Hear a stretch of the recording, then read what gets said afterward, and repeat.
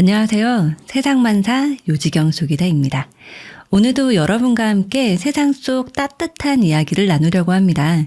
이번에 소개해드릴 사연은 오래된 전당포에서 시작된 특별한 가족 이야기입니다.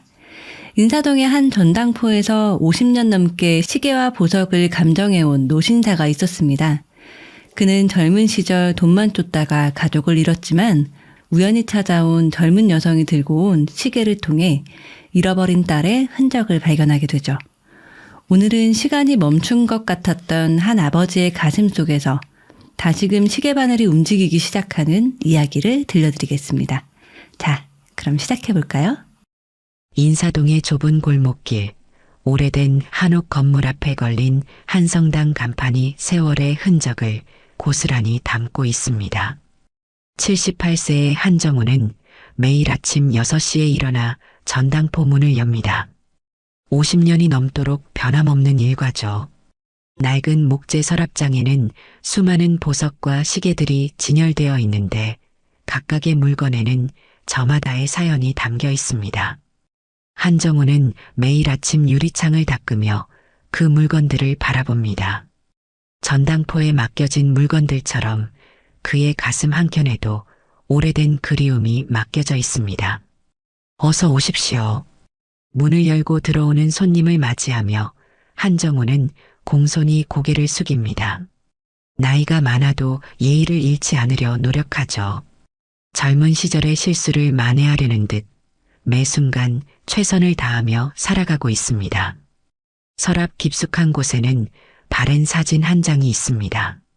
젊은 시절의 한정우와 아내, 그리고 5살 배기 딸이 함께 찍은 사진이죠. 사진 속 세 사람은 환하게 웃고 있지만 그 미소는 오래가지 못했습니다.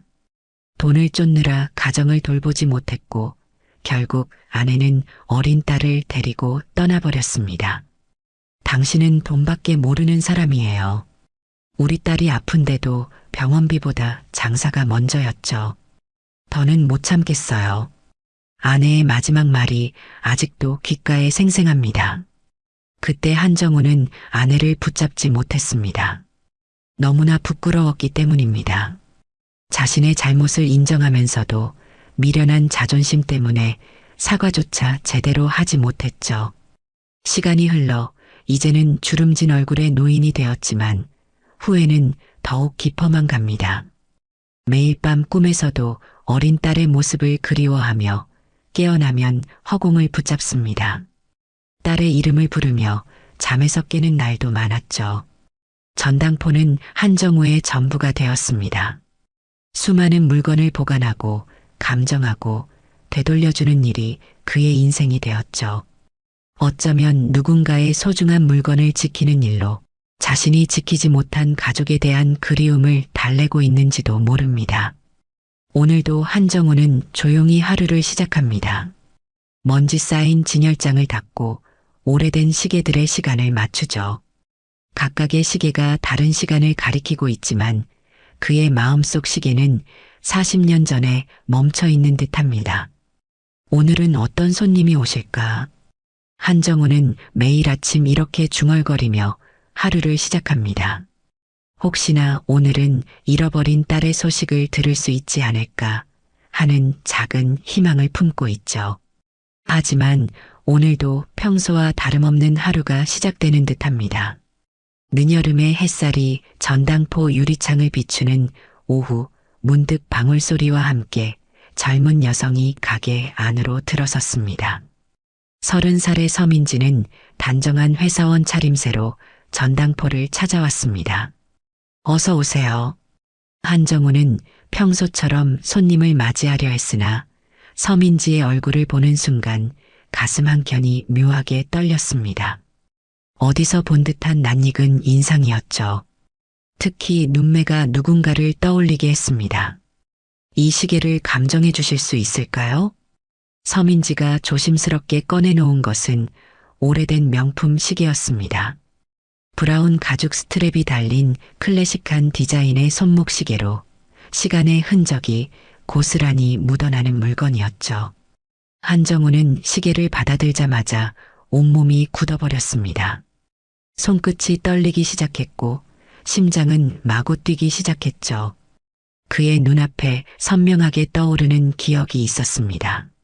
40년 전 딸의 10살 생일 선물로 준비했던 시계였습니다. 당시 수입이 제한적이던 시절 1년을 모아 구매한 귀한 물건이었죠. 하지만 정작 딸의 생일날 한정우는 중요한 거래처 미팅 때문에 자리를 비웠고 결국 선물을 전하지 못했습니다. 혹시 이 시계는 어디서 구하신 건가요? 떨리는 목소리로 묻는 한정우를 서민지는 의아한 눈빛으로 바라보았습니다. 어머니께서 주신 물건인데요. 제가 20살 되던 해에 받았어요. 가보라고 하시면서 서민지의 대답에 한정우의 심장이 더욱 거세게 요동쳤습니다. 혹시나 하는 생각이 들었지만 섣불리 말을 꺼낼 수가 없었죠. 시계는 멀쩡한데 왜 전당포에 맡기시려는 건가요? 최근에 어머니께서 많이 편찮으셔서 병원비를 마련해야 해서요. 서민지의 말에 한정우의 가슴이 찢어지는 듯 했습니다. 40년 전 자신도 딸의 병원비 때문에 아내와 크게 다퉜던 기억이 떠올랐기 때문입니다. 혹시 어머님 성함이? 한정우가 조심스레 물으려는 순간 서민지의 휴대전화가 울렸습니다. 급한 회사 일이 생겼다며 서민지는 시계를 다시 가방에 넣었죠. 죄송합니다. 내일 다시 오겠습니다. 서민지가 서둘러 전당포를 나서는 동안 한정우는 그저 멍하니 바라볼 수밖에 없었습니다. 마치 40년 전 아내와 딸이 떠나던 날처럼 말문이 막혀버렸죠. 문이 닫히고 방울소리가 멎은 후에도 한정우는 한동안 그 자리에 서 있었습니다. 서민지가 보여준 시계는 분명 그때 그 시계가 맞았습니다. 시리얼 넘버까지 똑같았죠. 설마 정말 우리 애린가? 떨리는 손으로 서랍 속 사진을 꺼내든 한정우는 사진 속 어린 딸의 모습과 방금 전 본 서민지의 얼굴을 머릿속에서 겹쳐보았습니다. 닮았습니다. 특히 눈매가 꼭 닮았죠.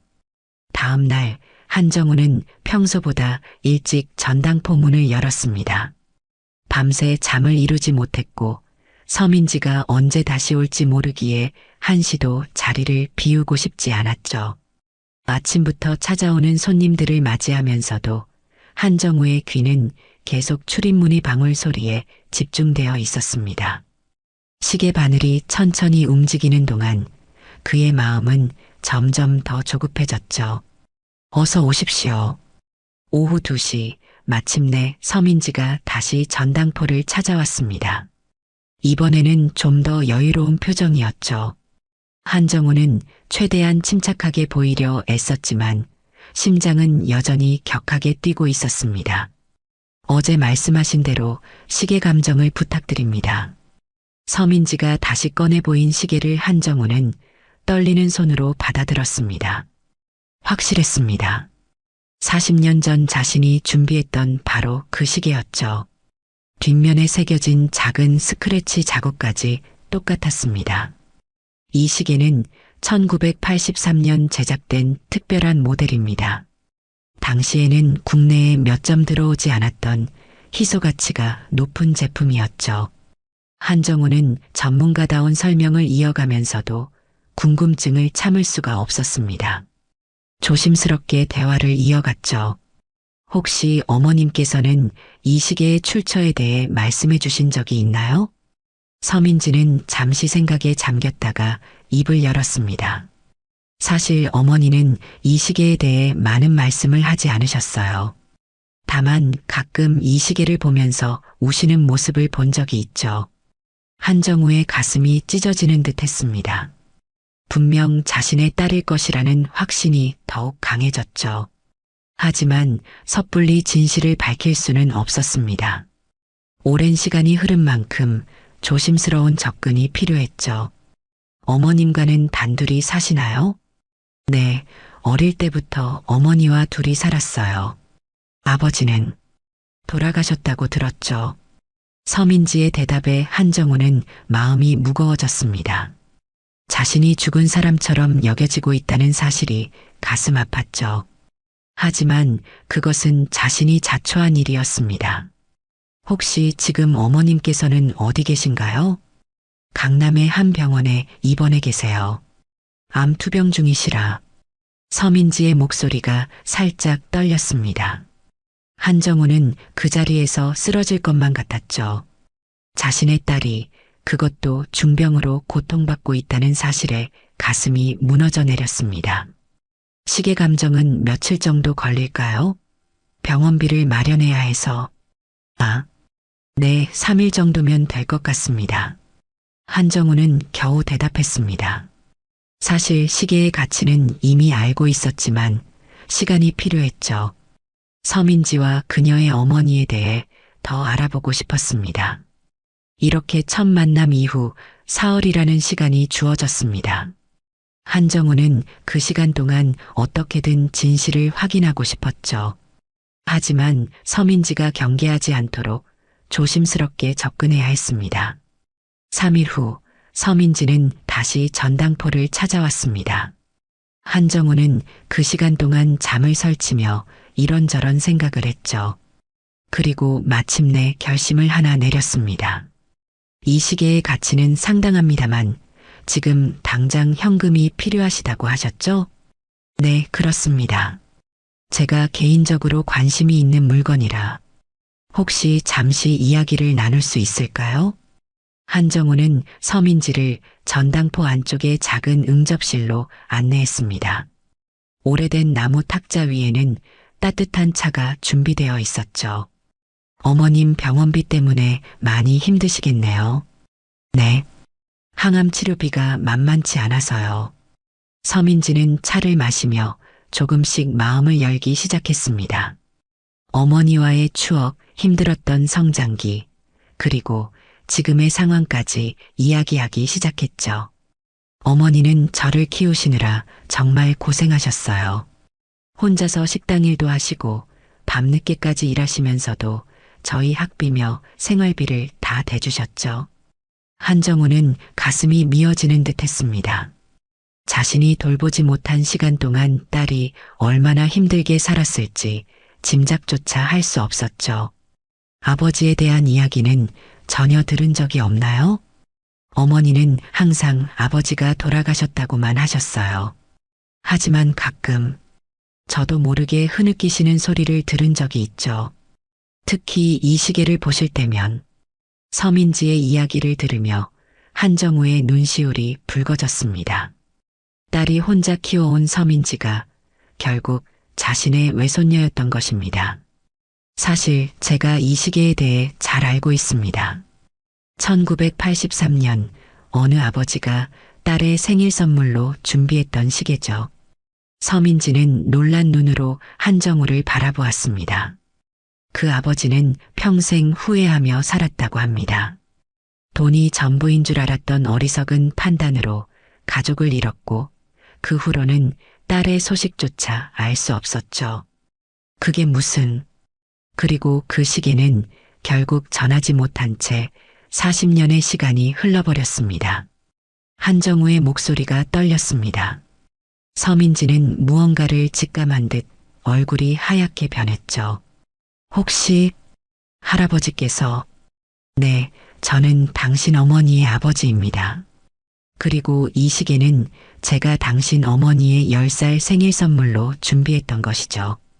침묵이 흘렀습니다. 서민지는 한동안 아무 말도 하지 못했고 한정우도 그저 고개를 숙인 채 눈물을 참았죠. 서민지는 그날 아무 말 없이 전당포를 나섰습니다. 믿기지 않는 현실 앞에서 시간이 필요했겠죠. 한정우 역시 그것을 이해했습니다. 하지만 이대로 놓칠 수는 없었죠. 한정우는 서민지가 마시다 간 찻잔을 조심스럽게 챙겼습니다. 오랜 세월 의문이었던 진실을 밝힐 수 있는 단서였죠. 그날 밤 한정우는 지인을 통해 DNA 검사를 의뢰했습니다. 일주일 정도 걸릴 것 같습니다. 검사 결과를 기다리는 일주일은 한정우에게 마치 40년과도 같았습니다. 밤마다 잠을 이루지 못했고 매일 아침 전당포 문을 열면서도 서민지가 다시 찾아올까 하는 기대로 가슴이 떨렸죠. 전당포에 걸린 수많은 시계들이 똑딱거리며 시간을 알렸습니다. 하지만 한정우의 마음속에서는 이미 시간이 멈춘 듯했죠. 오랫동안 잃어버렸던 가족을 찾을 수 있다는 희망, 그리고 그들이 자신을 용서할 수 있을까 하는 두려움이 교차했습니다. 마침내 일주일 후 검사 결과가 도착했습니다. 한정우는 떨리는 손으로 봉투를 열었죠. 친자관계 일치 확률 99.9%. 결과를 확인한 순간 한정우는 그 자리에 주저앉고 말았습니다. 수십 년간 가슴속에 품어왔던 의문이 마침내 풀린 것이죠. 서민지는 분명 자신의 딸이 낳은 아이였습니다. 하지만 이제 더 큰 과제가 남아 있었습니다. 어떻게 이 사실을 전해야 할지, 그들이 받아들일 수 있을지. 한정우는 고민에 빠졌죠. 그때 전당포 문이 열리며 방울소리가 울렸습니다. 서민지였죠. 할아버지, 어머니께서 뵙고 싶어 하세요. 서민지의 목소리는 떨렸지만 단단한 결심이 묻어났습니다. 한정우는 일어서려 했지만 다리가 후들거렸죠. 정말로 괜찮을까요? 네. 어머니께서도 이제는 모든 것을 마주하고 싶다고 하셨어요. 한정우는 천천히 일어났습니다. 서랍에서 오래된 사진첩을 꺼내고 검사 결과지도 챙겼죠. 그리고 전당포 문에 외출 팻말을 걸었습니다. 잠시만 기다려주세요. 준비할 것이 있습니다. 한정우는 금고에서 작은 상자를 꺼냈습니다. 그 안에는 40년 전 딸의 생일 선물로 준비했던 것과 똑같은 시계가 하나 더 있었죠. 새 것이었습니다. 이건 당신 어머니를 찾으면 꼭 전하고 싶어서 보관해 두었던 겁니다. 서민지의 눈에 눈물이 고였습니다. 한정우도 더는 눈물을 참을 수 없었죠. 이제 그들은 병원으로 향했습니다.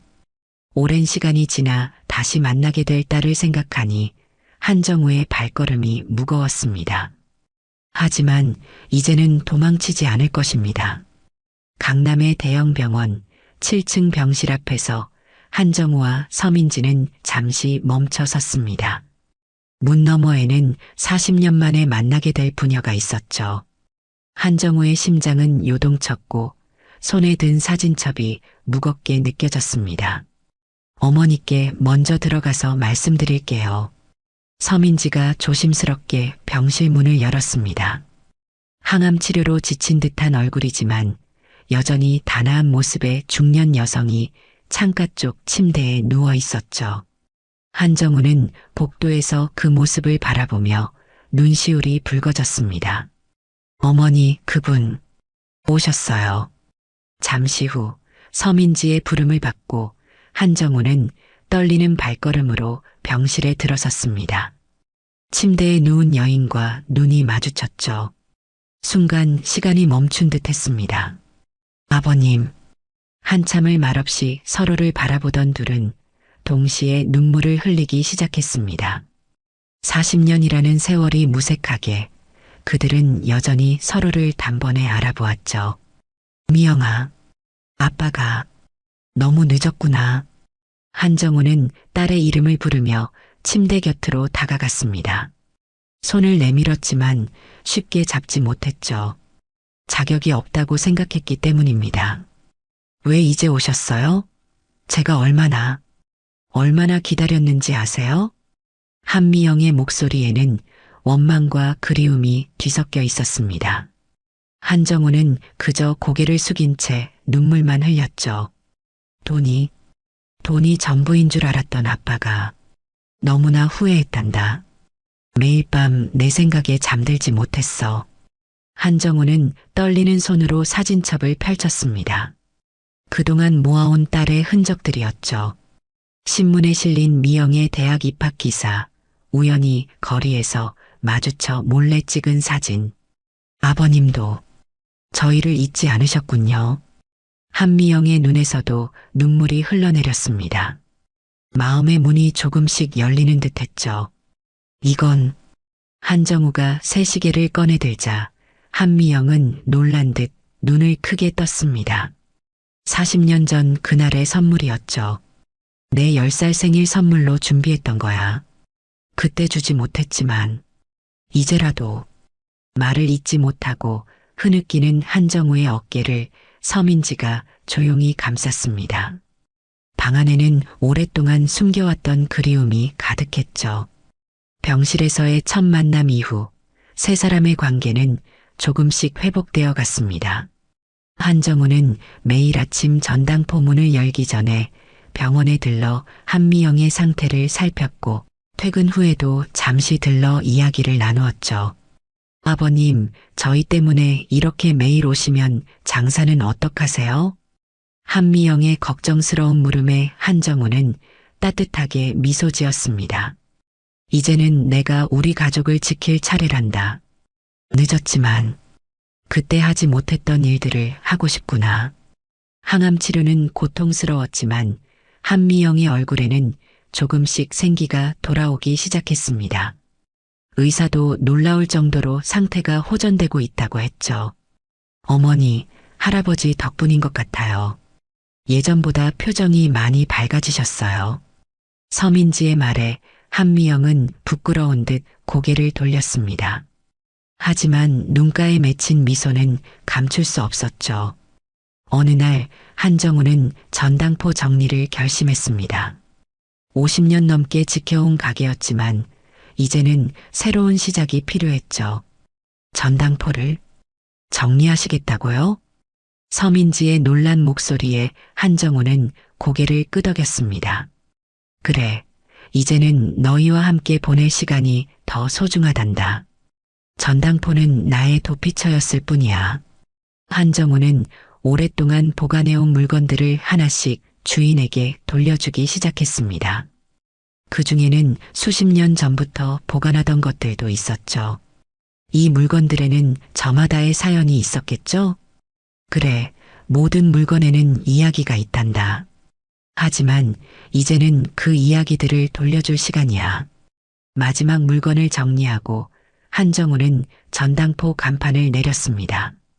50년이 넘는 세월 동안 이곳에서 수많은 사연을 보관했지만 정작 자신의 이야기는 묻어두었던 것이죠.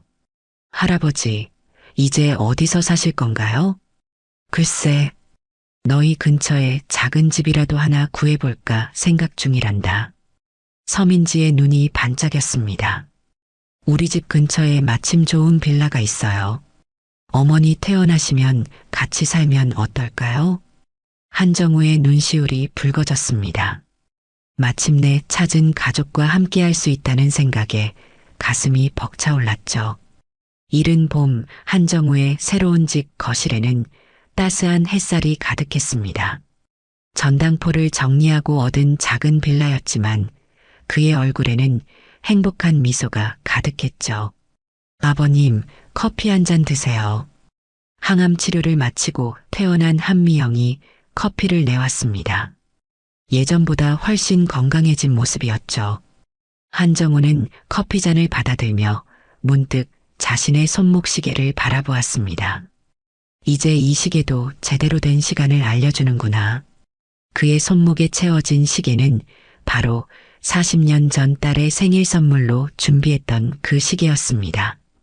이제는 더 이상 과거에 멈춰 있지 않았죠. 할아버지, 이제 전당포가 그립지는 않으세요? 퇴근 후 들른 서민지가 물었습니다. 한정우는 잠시 생각에 잠겼다가 고개를 저었죠. 전당포에서는 남의 시간을 보관하기만 했단다. 하지만 이제는 우리의 시간을 함께 만들어가고 있잖니. 거실 벽에는 세 사람의 사진이 걸려 있었습니다. 처음으로 함께 찍은 가족 사진이었죠. 그 옆으로 한정우가 전당포에서 가져온 낡은 괴종시계가 새로운 보금자리의 시간을 알리고 있었습니다. 어머니, 오늘 저녁은 제가 준비할게요. 할아버지가 좋아하시는 소갈비를 샀어요. 서민지의 말에 한미영이 부엌으로 향했습니다. 모녀가 함께 저녁 식사를 준비하는 모습을 바라보며 한정우는 행복한 미소를 지었죠. 창밖으로는 벚꽃이 흩날리고 있었습니다. 봄바람에 꽃잎이 날리는 모습이 마치 시간의 흐름처럼 아름다웠죠. 한정우는 이제야 진정한 시간의 의미를 깨달은 듯 했습니다. 아버님, 저녁 식사 준비됐어요. 식탁에 둘러앉은 세 사람의 얼굴에는 따뜻한 미소가 가득했습니다. 한때는 영원히 잃어버린 줄 알았던 가족이었지만 이제는 서로를 더욱 소중히 여기며 새로운 시간을 만들어가고 있었죠. 우리 다음 주말에 가족여행 한번 가볼까요? 서민지의 제안에 한정우와 한미영은 동시에 고개를 끄덕였습니다. 이제 그들에게는 함께할 수 있는 시간이 무한히 펼쳐져 있었죠. 전당포 문을 닫은 자리에는 작은 쪽지가 하나 남아 있습니다. 시간은 흐른다. 하지만 가족의 인연은 영원하다. 그리고 그 아래에는 세 개의 시계가 나란히 놓여 있었습니다. 과거와 현재, 그리고 미래를 상징하는 듯한 모습으로 말이죠. 시계 바늘은 이제 새로운 시간을 향해 힘차게 움직이고 있었습니다.